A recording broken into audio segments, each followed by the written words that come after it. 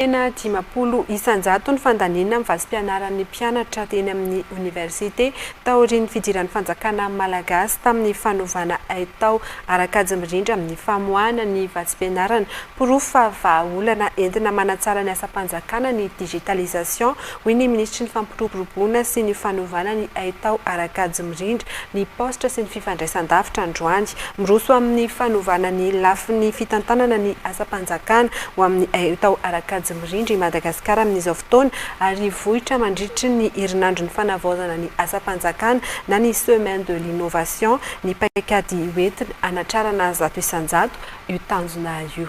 Andoniana Martina eo amin'ny sary ny Nzara Randriantsoa.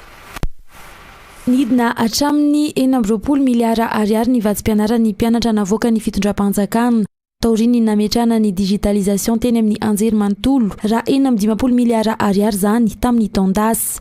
Voafaritra tao anatin'io digitalisation natao io ny fanamarinana ny isan'ny mpianatra rehetra tokony hisitraka vasim-pianarana ka isan'ny nahafana nampiana ny volany voaka hoy ny ministra. Taorian'ny digitalisation dia nahavita économie quasiment na 50% ny fitondram-panjakana par rapport any teo aloha.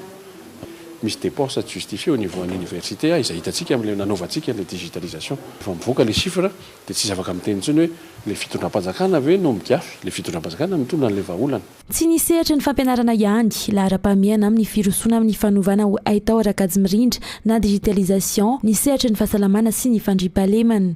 Tetika samaro ihany koa no efa mandeha amin'izao fotoana eny anivon'ny ministera isan-tsokajiny mifandraika amin'ny digitalisation.